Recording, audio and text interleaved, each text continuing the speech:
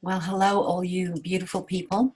Um, I know I've been in your inbox and online in the Healthy Body, Quiet Mind closed Facebook group a lot this week, bringing you your 12 days and 12 ways um, to get you out of the holidays and into the bliss and the joy and the connection of what the holidays can bring, knowing full well that if you have been doing your inner work as a recovering codependent, or you are really learning how to deepen back into trusting your own intuition, to trust that as time speeds up, your intuition is getting stronger, and also trying to navigate, to try and stay true to your own magnetic north when people and things and distractions are pulling you every which way but Sunday.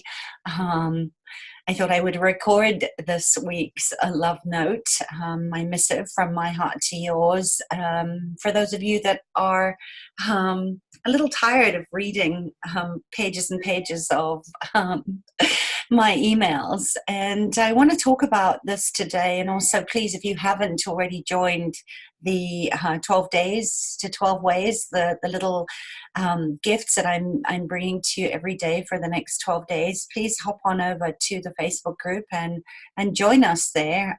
It's also going to be the community where all the great conversations are going to be taking place at the launch of the free biology of stress, how to really stay in your bliss, and calm your nervous system down, which is coming to you early in January to make sure that you really stay the course. So today I wanted to just again remind you to give yourself permission to create your own reality, regardless of what family and friends and this time of the year can often trigger as taking you away from what you truly desire. And I was chatting to a really good friend of mine the other day, a fellow trauma specialist, and the subject came up about how busy our practices, or in my case, my online and also my in-clinic therapy center is right now. While the majority of the world seems to slow down and shift into kind of a hibernation mode once we hit December, my phone has been ringing, and messages are really ramping up for my clients to close out this year in a very heart-centered way, where there is clarity of vision and mission and purpose. And this isn't a one-off. I think this is aberrant. I've been practicing my therapy, specializing as a trauma and nervous system coach for, gosh, almost 20 years now. And keeping track of all the calls and the emails I get every month since that time is interesting, because invariably year after year, as I sort of reflect on patterns and trends, I'm a great pattern connector. For any of you that have worked with me, you know that I have this incredible psychic ability to really laser focus in on the root cause of what is keeping a lot of people feeling trapped and stuck in doing the same craziness over and over again, and not able to break those old patterns and programming. And I say this not to brag or to celebrate busyness about my practice, but rather to illustrate to you a point that I imagine you may need to hear right now, because the holidays are rough for many, many people. They're lonely.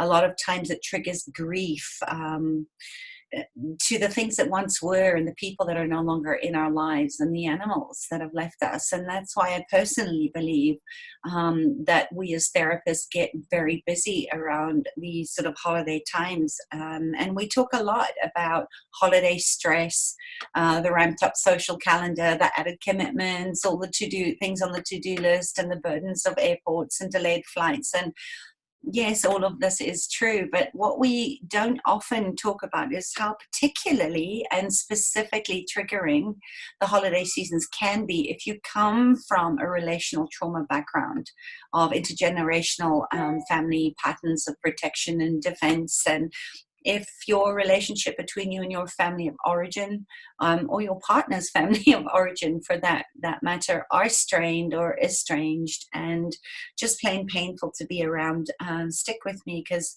this one's really for you. I just want you to know, with compassion, by looking at everything from a space of what would love do here, and deepening into some of the practices, from breath to short meditations to grounding exercises that I've been sharing inside of the 12 days of bringing you 12 simple but very powerful little gifts over the next couple of days. So if this or anything that I'm talking about sounds like you, if you're currently experiencing a very subtle but sense of steady dread here in the midst of the holiday season, I want you to just remind you of 9, maybe 10 really valid and important points that may help you to just stay calm and focused and steady through this time. And think of it as a kind of audio permission slip of sorts if you are finding yourself really struggling this holiday season. So big breath. Permission number 1 is that you do get to dislike or even hate the holidays. You're not a Scrooge, you're a Grinch, you're a humbug if you don't like the holiday seasons. Your dislike and discomfort with this time of the year is likely rooted in very valid reasons of feeling abandoned or rejected or unsafe, or perhaps shamed. And there's no one right way to feel about this time of the year.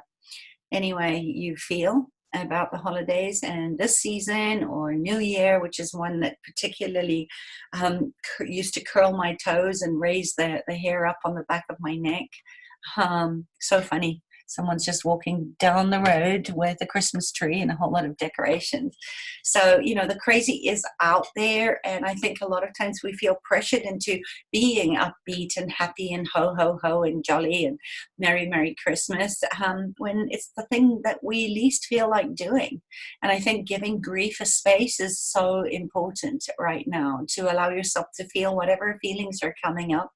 I gave you a very short guided meditation to support you today over on the 12 ways, and to keep yourself centered in the crazy of holidays, and just give you that space to come back into bliss, knowing that everything is perfect and whole and complete exactly as it is, even if it doesn't feel like it.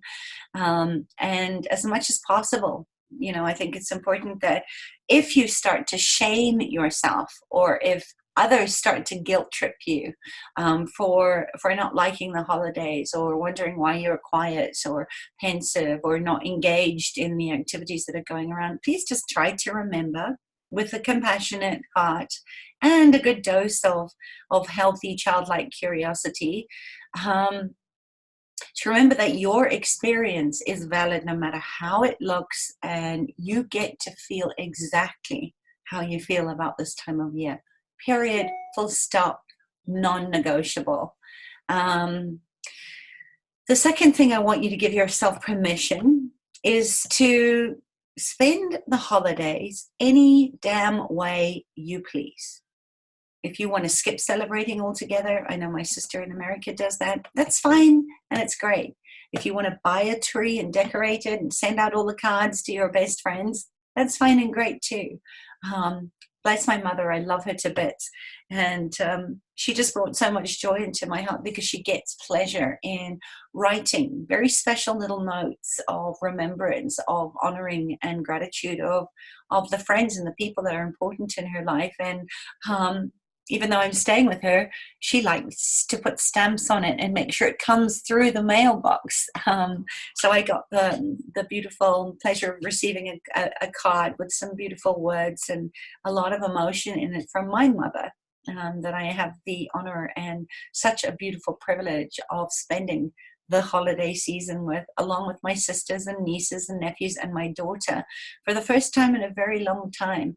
So, again, if you want to pretend that Christmas or Thanksgiving or New Year is just another day on the calendar with no special meaning, that's fine and that's great. Give yourself permission to have that, because part of the beauty, I think, of getting older is the fact that we have more agency and usually resources than we did as teens and children. And that means that we all get to craft our own reality and stop the stress and the struggling that's often related to the holidays.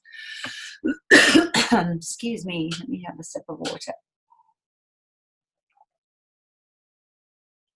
So, as I said, part of the beauty of getting older is to spend each day and every day present with what you are putting as your greatest, highest priority. That was day 2 of our challenge of giving up everything that doesn't fit into your priorities and your desire, and trusting that there is no one way or right way to be with any of this time of year. Just think about what you need and want and craft that regardless of what others are doing or saying or wanting from you. The third one, their third permission slip, is to remember that you don't owe anyone anything during the holiday season. My mantra, I repeat it all the time. Those of you that have been with me for a while, you know, you have nothing to hide and nothing to prove. Right? Just be you. It's the greatest gift that you could give, is being present in the moment with somebody that you love. And I've said it before and I'll say it again.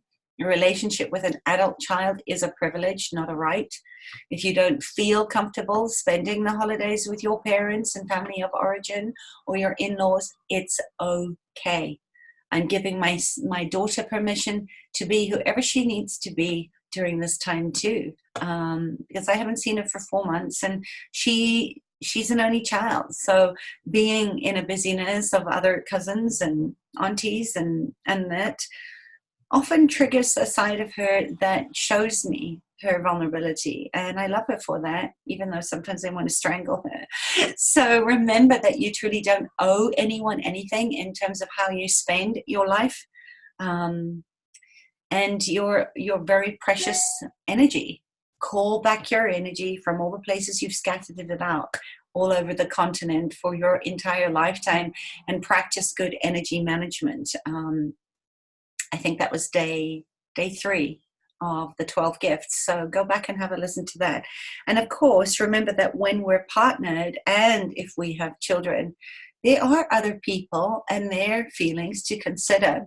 And so we may feel some constraints in ways when we balance what we need and what they might need, right? And try and find a place where it's a win-win, right? This isn't about giving yourself up. It's not about compromise, which always feels quite agitated and makes us end up feeling deprived in some way or angry. So be curious about what you can be flexible around versus what a true non-negotiable is for you, right? Healthy boundaries, and go from there. Number 4, one of my favorite ones on my permission slip, is to remember that the holidays are an incredible opportunity to go through my Illuminate process, to reflect on and assert your boundaries. Because as we begin to get curious about how we want to spend the holidays, as we notice what we're willing or unwilling to do, or who we are unwilling to spend time with, we're practicing noticing our boundaries, right? Our energy management, and asserting our truth in a way that creates a win-win on not just how we view and self-love, but how we love others as well. And as painful as it can feel to clarify that you don't want to spend holidays anymore with your aging parents, and to let them know that you won't be making the long haul home, this is valuable practice in noticing and asserting your personal boundaries.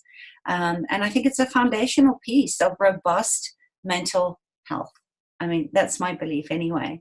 And if you need support understanding what boundaries are and how you might begin articulating them, then go back and check out some of my YouTube videos, because I've done tons around this and cognitive dissonance and the negativity bias and why you might find yourself being stuck in this perpetual loop of people pleasing and codependent relationships. Especially if you are an HSP or an empath or are recovering from a narcissistic relationship. It's quite normal and it's okay. Number 5, right? And this is another one that I love is don't compare your insides to somebody else's outsides. The way the holidays feel this year may not be the same way that they feel next year or the year after that or the year before this one. And this may feel hard to imagine, but if you are having a really rough time and during the holiday season, I really invite you to consider the possibility that even while things feel hard right now, they may not feel like this next year or the year after that, right? All we have is the present moment, and we have to be able to be with that and feel our emotions and express our needs and our desires in a way. And yes, it might be painful. Yes, it might be uncomfortable. Yes, it might not be what you want, but please don't spiritually bypass.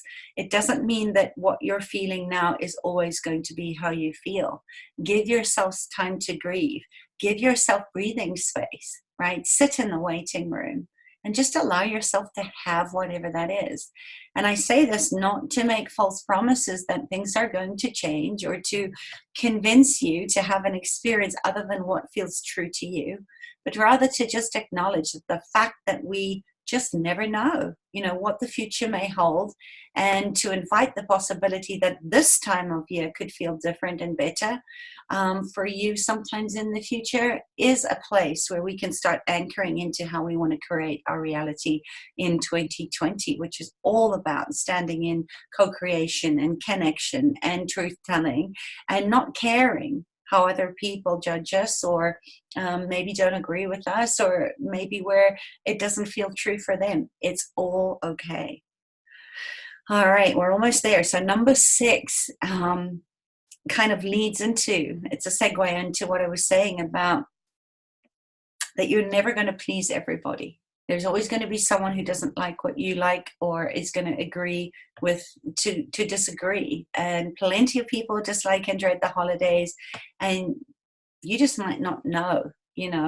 So when you really do dislike the holidays, when you feel alone and dreading them, or like the only one of your friends who feels sick to their stomach, heading back to your childhood home over the break, it's easy to feel lonely and somehow weird or odd or different that you're having this experience. But back to my point I made in the beginning of this vlog is, yes, a lot of therapists' phones tend to ring pretty consistently this time of year.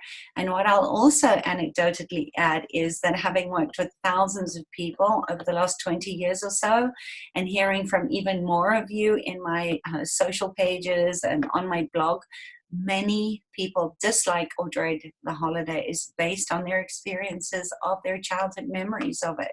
And you may not know any in real life, but you can take a good look at the comment section of my blog or on my YouTube videos or on my other social media or others, other people's blogs that center around relational or developmental trauma or childhood trauma or narcissistic abuse.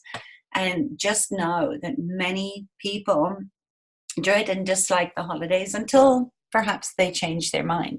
But the power of choice is yours. And what I want you to know is you're not alone in your experience. And get support. Reach out and touch somebody. Reach out and touch yourself by honoring what your body is asking you for in the moment, and follow your body's natural impulse to ask so that you can receive. All right, number 7 is to, again, have compassion when you start to understand that family-centric holidays are very complex. And so are the attendant emotions that are triggered. Mother's Day, Father's Day, Thanksgiving, Christmas, New Year, birthdays, deaths of people, any kind of time when we're sort of in the collective honoring a holiday, like Poppy Day or D-Day or some of the big ones, that are centered around very stressful times, wars, and people celebrating Thanksgiving, for example. What about the people that are grieving the loss of that was their country and it no longer is? So just know that anytime you're with people, especially family, you're going to have a lot of these complex feelings come up. So you can both love the holidays and grieve them and hate them all at the same time. And you can find comfort in the glow of a Christmas tree and the delight in how your partner makes holiday magic for your child. And you can feel a painful ache recalling how your parents perhaps never did that for you, or the missing of family.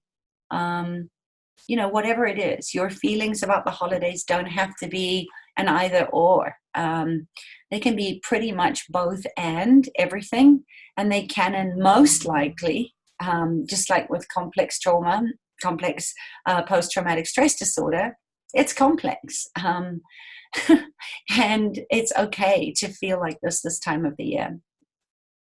All right, I think I'm up to, this is number 8, okay? Permission that you can change your relationship to your holidays if you want. The power of choice is yours and yours alone. I say it over and over again, and how you do anything is how you do everything. So, to the point that I made on all the others, right? Permission slips is your experience of the holidays may not be fixed, and certainly doesn't have to be if you don't want it to be. In other words, if holidays have historically felt quite painful and sad and lonely, and you would like to experience something different this year, you have the power of choice and agency, sovereignty, right? To be your own sovereign being, to create something completely and entirely different for yourself. Your history does not have to be your destiny. And that goes along with your genetic code and dis-ease, right? Patterns of disharmony.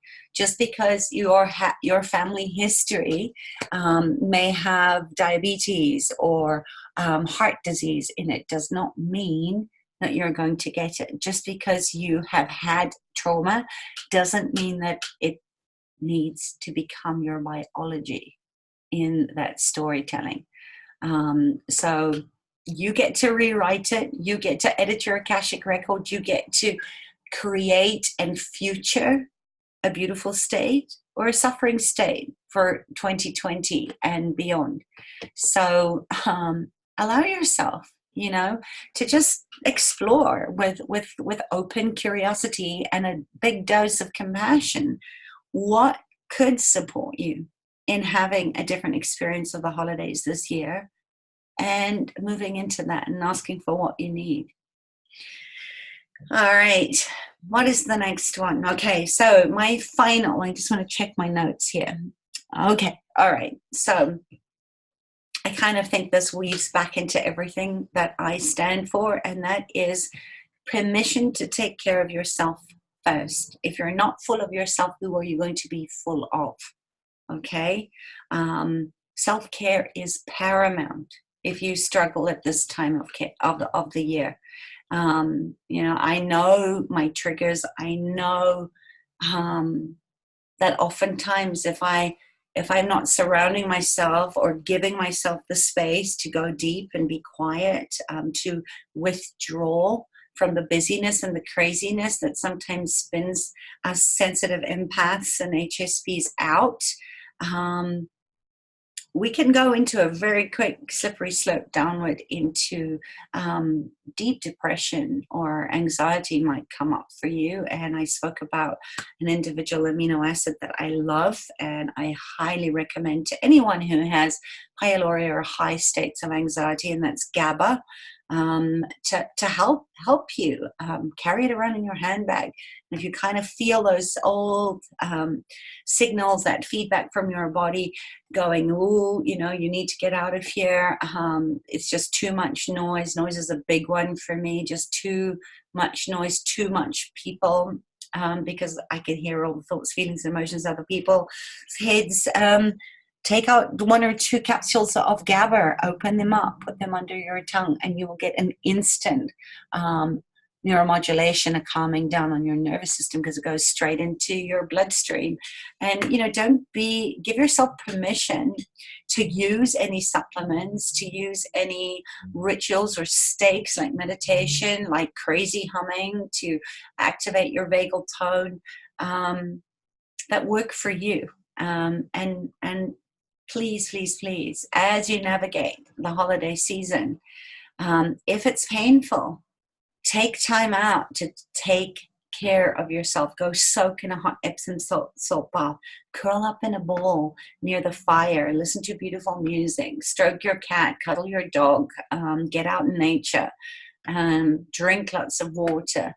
Give your body lots of live food, or none at all if that's what it's asking for. Sometimes we need a good old fast day, especially when when there's so much food available that we don't normally eat around the holidays. So just know it's hard enough for having painful feeling states, but when the rest of the world is seemingly ho-ho-hoing and full of holiday cheer and happy, and you're feeling alone in your painful experiences, it is, I think, a lot harder to bear. So please be kind to yourself in whatever way this looks. Holding the boundaries you need, acknowledging or ignoring the season, rewriting your experiences, and fundamentally taking good care of your physical and mental health as best you can with what you have in the moment. So as always, I see you, I honor you, I love you. If you feel like you could use some additional support right now, if you'd like a dose of my fierce medicine, or if you're concerned or worried about an animal companion that you love, or a loved one in a human form that may be surrogating or taking on some of your unrequited needs, or some of your tension and stress and emotion in an effort to try and lift you up, give them the gift excuse me, of your presence. Give them a gift of perhaps a gift voucher from me for their holiday stocking if you give gifts. And I always say, you know, I don't need a holiday as an excuse to give. I kind of give because I get so much pleasure out of giving to other people. And when I see something that I love, or an opportunity comes up to give somebody something that I know that they're going to get great value out of, I give it regardless of what the holiday is. So permission to do that too, not to give as an obligation. We all know what it's like to get, you know, crazy Christmas jerseys or a 100th pair of socks that we don't need because people feel obligated, and I think we kind of sense as empaths that there wasn't any love in it or any thought put into it. It was just kind of like, you know, the obligatory, or worse, a repurposed present that they got, that's they passed on to us. So again, lots of love and allowance, lots of self-care, lots of good healthy sleep and hydration, and to know that you're not alone. And as always, I wish your heart and your mind the ease and the peace of the holiday season. And I truly, truly, as always, wish for you, from my heart, you know, that understanding, that compassion, that allowance, that if you dislike or dread or even hate or are terrified of what the holidays bring out for you, no, you're not alone in your experience, even though it might seem that way. Reach out to me. I'm always available to deliver a fierce dose of my own body-mind medicine. And if you'd like to share your experience of the holiday season, I'd love for you to comment by replying to this email or joining us and a tribe of beautiful allies in love, and returning to the heart over at Healthy Body Quiet Mind, where we're going through the 12 days and 12 gifts. And of course, where all the great conversations will be taking place for the biology of stress to living a bliss filled life on purpose, being all of you. I know that was a mouthful, is going to launch in early January. Gosh, it's quite hard to wrap around that January's around the corner. But yeah, so all the action will be happening in there. So please, I'll link below. And if you want to register early for that free training, I'll post the link to that as well. So just know that in you showing up, in you sharing in this blog, in you sharing anything that you resonate with, including my love missives on Facebook, and your own comments and insights on how you create calm and peace in stressful times like the holidays. You never know whose life you might be touching or whose life you may be changing, who is feeling lonely and really this holiday season. And I would certainly love to hear from you too. So take very good care of yourself, and happy holidays. May they be whatever they are. And if they're unhappy, allow yourself to have an unhappy holiday too. All right. Lots of love to you. Bye.